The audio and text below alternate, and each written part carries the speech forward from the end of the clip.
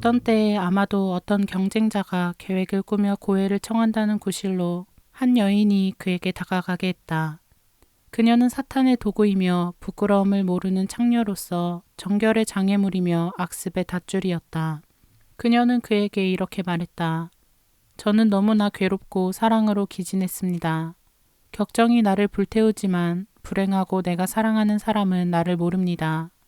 혹시 나를 안다 하더라도 내가 그분께 합당하다고 여기지 않을 것입니다. 이 사랑이 저항할 수 없이 내 마음을 사로잡았습니다. 권고를 청합니다. 멸망해가는 이 사람에게 대책을 찾아주십시오. 당신은 하실 수 있으십니다. 창녀가 이와 같이 해롭고 기교를 부린 말들로 순결한 그를 유혹하려 했으므로 그 수사의 현명한 권고들로도 그녀의 계획을 바꾸어 놓을 수 없었다. 수사는 위험의 원인이 되는 그 사람이 누구인지를 알려고 했다. 그녀는 그에게 격정에 불이 붙은 것은 바로 그 때문이라고 밝혔다. 수사는 그녀에게 말했다. 이제 갔다가 잠시 후에 돌아오십시오. 우리가 만나기 좋은 장소를 준비하겠습니다. 그리고는 방에 들어가 불 2개를 준비했다. 그 여자가 도착하자 도미니코는 불 사이로 뛰어들며 그녀를 불렀다. 그러한 악에 어울리는 장소는 여기입니다. 좋다면 이리 와서 우리 서로 하나가 됩시다. 그녀는 대담하게 불에 뛰어들어 불꽃에 휩싸인 이 사람을 보자 매우 두려워졌다. 그는 통회하여 부르짖으며 떠나갔다. 불길도 정결을 깨뜨리려는 유혹도 그를 지배할 수 없었다. 그는 흠을 입지 않고 일어났다. 성 도미니코는 복음을 설교하고 수도회를 고무하는 일을 쉬지 않았다. 1219년 8월 말에는 볼로냐에 도착하여 큰 공동체를 보고 매우 기뻐하였다. 그 공동체에서는 오를레앙의 레지날드 수사가 1년 사이에 놀라운 일을 이루어 놓았다. 레지날드는 1218년 12월 21일에 볼로냐에 도착했고 곧 볼로냐 사람들에게 존경을 받았다. 조르단은 이렇게 썼다. 그는 즉시 설교에 온전히 투신했다. 그의 언변과 그의 말은 듣는 이들 모두의 마음을 타오르게 하는 횃불과 같았다. 그 열렬함에 맞설 만큼 마음이 완고한 사람은 없었다. 마치 새로운 엘리야가 나타난 것과 같이 볼로냐는 그의 열성에 감동했다. 그 무렵에 많은 볼로냐 사람들을 수도에 받아들였고 제자들의 수가 증가하기 시작했다. 모든 이들은 도미니코를 아버지처럼 존경했다. 볼로냐는 그가 상주하면서 다른 곳들을 방문하기에 적절한 도시라고 생각되었다. 그들 가운데 있었던 복자 조르단은 이렇게 말한다. 그는 영적인 권고와 삶의 모범을 통하여 아직 초기 단계였던 새로운 밭을 가꾸었다. 수도원은 이미 도시를 둘러싼 성벽 근처의 성녀 마리아 마스카렐라 성당 곁을 떠나 성 니콜라오 성당에 있었다. 이 성당을 맡고 있던 파엔사의 로돌포도 이 성당과 함께 수도회로 들어왔다. 도미니코는 레지날드 수사에게 파리로 가서 그곳의 설립을 강화해 주기를 바랐다. 그 소식을 듣자 수사들은 매우 슬퍼했다. 조르단도 약간의 농담을 곁들여 이것이 그들의 어머니의 보호로부터 금방 떼어놓는 것과 같았다고 말한다. 이 무렵에 도미니코는 안달로의 디아나를 만났고 후에 디아나는 성녀 아네스 수녀원의 모퉁이 돌이 되었다. 기억나는 일이 있다. 복자 레지날드 수사가 세속에서 영예와 편안함을 누리던 때에 그를 알았던 마테오 수사가 어떤 기회에 경탄하며 그에게 물었다. 교수님, 이 수도복을 입은 것이 짐스럽지 않으십니까? 그는 머리를 숙이며 대답했다. 아닙니다. 저는 수도에 있는 것이 언제나 너무 좋기 때문에 아무런 공로도 얻지 못했을 것이라고 생각합니다. 조르단은 말한다. 이 거룩한 사람의 영혼이 주님께로 날아간 바로 그 밤에 나는 환시를 보았다. 나는 아직 수도복을 받지 않았지만 그의 손에 이미 서원을 발했었다. 나는 수사들이 물 가운데에서 배를 타고 있는 것을 보았다. 그들이 타고 있던 배가 물에 잠겼는데 그들은 온전하게 물에서 나왔다. 나는 그 배가 레지날드 수사라고 생각한다. 그때 수사들은 그가 그들을 태워가고 있다고 여겼다. 다른 한 사람도 레지날드 수사가 세상을 떠나기 전에 환시를 보았다. 그는 맑은 물이 나오던 샘 하나가 물이 멈추고는 그 대신에 다른 2샘이 나타나 그를 대신하는 것을 보았다. 나는 내가 얼마나 무용한 사람인지를 알고 있으면서 감히 이러한 환시가 진리를 담고 있는지 해석할 수가 없다. 그러나 분명한 것은 레지날드 수사가 수도회에서 서원을 받은 것은 2명뿐이고 내가 그 첫 번째이며 다른 한 사람은 쾰른에서 원장이 된 헬리코 수사라는 것이다. 헬리코 수사는 모든 인간들 가운데 내가 그리스도 안에서 가장 사랑했던 사람이라고 생각한다. 그는 참으로 영예와 은총의 그릇으로서 현세에서 그보다 더 마음에 드는 피조물은 생각나지 않는다. 복된 추억을 남긴 레지날드 수사가 파리에 와서 열정적으로 설교했을 때 나는 하느님의 은총을 받아 이 수도회에 입회하려는 생각을 품게 되어 마음속으로 서약했다. 내 마음의 결정이 확고해진 다음 나는 열성을 다하여 내 영혼의 동료이며 친구인 헬리코 수사를 같은 약속으로 이끌려고 설득하기 시작했다. 나는 그가 타고난 좋은 소질들 때문에 설교의 직무에 매우 적합하다고 보았던 것이다. 신자들이 죄를 얹음으로써 자신들이 먼지에서 나왔고 먼지로 돌아갈 것임을 기억하는 날이 되었을 때 우리는 우리가 주님께 했던 서원을 실행하기로 했다. 그러나 기숙사의 우리 동료들은 이를 알지 못했다. 그래서 헬리코 수사가 기숙사에서 나올 때 그들 가운데 한 사람이 물었다. 헬리코 선생님 어디에 가십니까? 그는 베타니아로 갑니다 라고 대답했다. 그는 그 대답을 이해하지 못했으나 후에 실제로 일어난 일의 증거를 보고 그가 순명의 집을 뜻하는 베타니아로 가는 것을 보고서 그 뜻을 깨달았다. 우리 세 사람 헬리코 수사와 레오 수사와 내가 성 야고보 성당에 도착했을 때 수사들은 옷을 갈아입읍시다 라는 후렴을 노래하고 있었다. 우리는 갑자기 그러나 적절한 순간에 그들 가운데 섰다. 우리는 즉시 옛사람을 벗어버리고 그 자리에서 새 사람을 입어 그들이 노래한 바가 우리에게서 실제로 이루어졌다. 조르단이 도시에 오면 남자들은 그의 불타는 웅변에 저항할 힘을 청하는 기도를 했고 어머니들은 아들들을 숨겼다고 한다. 학생들과 교수들은 모두 그의 사람을 끌어들이는 설교에 조심하라고 경고했다. 그의 사랑스러운 성격과 거룩한 생활은 그의 자연스러운 말들 속에서 그가 자신을 바쳤던 이상해로 젊은이들을 저항할 수 없이 끌어들이는 불꽃으로 빛났다. 16년간 설교를 했던 조르단은 1000명 이상의 사람들을 수도회로 이끌었는데 그들 중에는 2명의 미래의 교황과 2명의 성인과 많은 복자들과 그 빛나는 세기에 무수한 학자들이 있었다. 조르단의 어린 시절에 대해서는 그가 독일의 귀족 집안에서 태어났다는 사실 외에는 알려진 것이 없다. 그는 도미니코와 성모님의 기도로 살아났던 복자 레지날드의 설교를 듣고 수도회에 입회했다. 그때 조르단은 30세가량 된 파리 대학의 학생이었고 그의 성덕에 대한 명성이 수도회에 알려져 있었다. 그는 착복한 지 2개월 만에 대표자로 볼로냐의 총회에 보내졌다. 다음 해에 그는 롬 마르디아의 관구장으로 선출되었고 성 도미니코가 세상을 떠난 후에는 수도회의 총장직을 계승했다. 수도회가 생겨난 지 6년이 되었을 때 조르단이 총장이 되었다.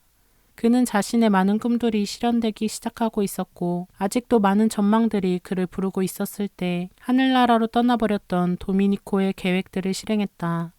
조르단은 언제까지나 수도회의 인력을 증가시킨 것으로 기억된다. 그러나 질적인 면에서의 기여 역시 잊혀져서는 안 될 것이다. 그는 이미 존재하고 있던 8개의 관구에 4개의 관구를 더 만들었다. 그는 2번 파리 대학에서 수도회를 위하여 교수 자리를 얻었으며 툴루즈 대학이 설립되도록 도왔다. 그는 또한 처음으로 공부를 위한 수도회의 총원을 세웠다. 그는 복녀 디아나 단달로를 포함한 많은 이들에게 영적 지도를 했다. 그리고 바쁜 가운데서도 성 도미니코의 전기와 여러 권의 책을 썼다. 조르단은 대학 교수들에게 골칫거리로 여겨졌다. 그는 강의실에서 가장 뛰어난 학생들을 데려갔으며 그들의 가장 유명한 교수들을 훔쳐갔다. 그들 중 어떤 사람들은 어린이들에 불과했고 어떤 이들은 유명한 법학자와 교수였으며 어떤 이들은 그리스도교 세계에서 가장 유명한 집안의 젊은 부자들이었다. 한마디로 그들 모두는 조르단의 설교에 의하여 완덕의 삶으로 이끌렸던 것이다. 오래전에 한 작가는 조르단의 친절과 매력적인 인격에 대하여 말한다. 그는 어려움에 처한 이들을 위로하고 낙심한 이들에게 새 희망을 갖게 해주는 능력을 지니고 있었다. 언젠가 실망에 빠진 한 학생이 위령 성물도를 바치기에 바빴을 때 조르단은 그 옆에 앉아서 그와 교송으로 시편을 읽기 시작했다. 다른 학생은 단지 조르단이 손을 얹음으로써 괴로운 생각이 사라졌다. 악마로부터 고통을 당하고 있던 형제들에게 평화를 가져다 주기 위하여 조르단은 밤마다 끝기도 후에 여왕이시며를 노래하는 아름다운 관습을 만들었다. 조르단은 1237년 성지 순례에서 돌아오던 중 물에 빠져 세상을 떠났다. 1219년 10월 말 도미니코는 비테르보에 있던 교황청으로 갔다. 몬페라토의 굴리엘모 수사, 피아첸차의 봄비소 수사, 펜나의 프루제리오 수사가 동행했다. 11월 11일이 되기 전에 그들은 비테르보에 도착했다. 교황 곁에는 우골리노 추기경이 있었다. 교황을 아련한 자리에서는 스페인, 프랑스, 이탈리아를 돌아다니며 겪은 체험과 생각, 계획을 긴 시간 동안 이야기할 수 있었다. 그는 교황에게 수도의 추천장을 청했다. 그는 교황에게서 1219년 11월 11일자에 추천장을 받았다. 이 추천장은 교회의 모든 고위 성직자들을 향한 것이었고 이를 통하여 호노리오 3세는 설교자 수사들을 너그럽게 받아주도록 청하고 권고하고 명했다. 그들의 유익한 직무와 생활 방식이 하느님의 마음에 드는 것이라고 믿었기 때문이다. 그들은 설교에 투신한 이들이었고 그들의 계획은 오직 주님을 따르기 위하여 영혼들의 유익을 구하며 하느님 말씀을 무상으로 충실하게 전하는 것이었다. 4일 후에 이 문서는 명시적으로 스페인과 이탈리아 교회의 성직자들에게 보내졌다. 1219년 12월 17일 호노리오 3세는 가톨릭 교회의 고위 성직자들에게 수도회를 추천하는 또 하나의 칙서를 보내어 그들을 너그럽게 받아들일 것을 명했다. 그는 원장 도미니코 수사와 그 형제들이 곡식을 숨겨두면 저주를 받는다고 믿으며 수많은 사람들에게 끊임없이 그의 밀실을, 즉 영혼의 양식인 설교 말씀을 씨뿌리고 있다고 말했다. 그들은 더 자유롭게 다니기 위하여 세속적인 불을 버리고 악습의 가시들이 숨겨져 있는 이 세상의 들판을 걸어 다녔다. 자발적 청빈의 미천함을 받아들이고 눈물로 씨를 뿌렸다. 그들은 하느님께서 자비로이 씨앗을 자라게 하시고 추수를 마련해 주실 것을 믿었다. 그들은 현세적인 영화를 바라는 것이 아니었고 오직 하느님의 이름을 경배하려는 것이었다. 그 다음 날에는 수사들에게 많은 위험을 수반하는 자발적 청빈을 지키며 복음을 설교하는 그들의 임무를 상기시켰다. 교황은 그들의 수고가 많은 열매를 맺을 것을 믿었다. 교회의 이 새 나무는 많은 열매를 맺을 것이다. 그들의 좋은 계획을 지지하기 위하여 그들에게 대사의 은총을 허락했으며 그들이 직무를 수행하면서 겪게 될 수고가 그들의 죄에 대한 보속이 되리라고 말했다. 1219년 12월 중순에 도미니코는 비테르보에서 로마로 떠났다. 그 기간 동안 성 식스토 성당의 수사들의 공동체를 세웠고 수녀들에 관하여 교황이 맡긴 임무를 완수하기 위하여 노력했다. 이때 도미니코는 병에 걸려 고생을 하였다. 도미니코는 1220년 2월 17일에는 비테르보로 돌아왔다. 3월과 4월 사이에 볼로냐에 갔고 거기서 베로나의 벤투라 수사와 스페인의 스테파노 수사를 수도에 받아들였다.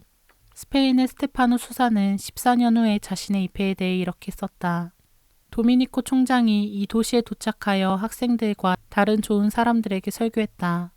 증인은 그에게 죄를 고백했고 그에게서 큰 사랑을 느꼈다. 어느 날 오후 그가 동료들과 함께 숙소에서 저녁 식사를 하려고 하고 있을 때 도미니코가 2명의 수사를 보내어 말했다. 도미니코 수사가 즉시 오시기를 명합니다. 그는 저녁을 먹고 곧 가겠다고 대답했다. 그러나 그들은 안 됩니다. 지금 바로 오셔야 합니다. 라고 말했다. 그는 일어나 모든 것을 그대로 두고 도미니코에게 갔다. 그는 성 니콜라오 성당 곁에 있는 수도원에서 많은 수사들을 만났다. 도미니코가 수사들에게 말했다. 그에게 베냐를 가르치십시오. 베냐는 타인에게 어떤 잘못을 했을 때 땅에 엎드려 겸손하게 죄의 용서를 청하는 것을 가리킨다. 성탄과 부활, 다른 큰 대축일에 장엄한 전례 기도 때 수도자들 모두 함께 성당에서 주님 앞에 베냐를 한다. 온전히 자신을 바치는 행위로 부복을 하는 것이다.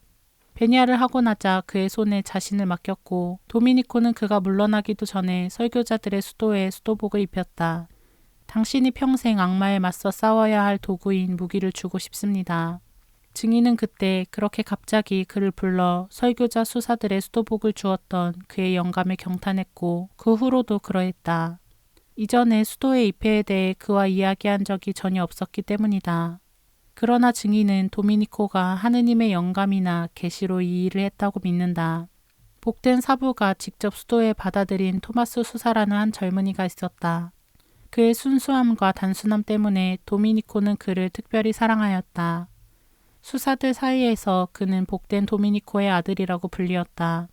그러던 어느 날 마귀의 하수인인 몇몇 동료들이 틈을 타서 그에게 폭력과 속임수를 쓰며 포도밭으로 데려갔다.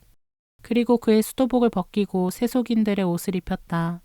이 소식을 들은 다른 수사들은 즉시 사부에게 알렸다. 그때 성인은 성당 안으로 들어가 부복하여 기도에 잠겼다. 그의 기도가 얼마나 열성적이었던지 그 즉시 효과가 드러났다.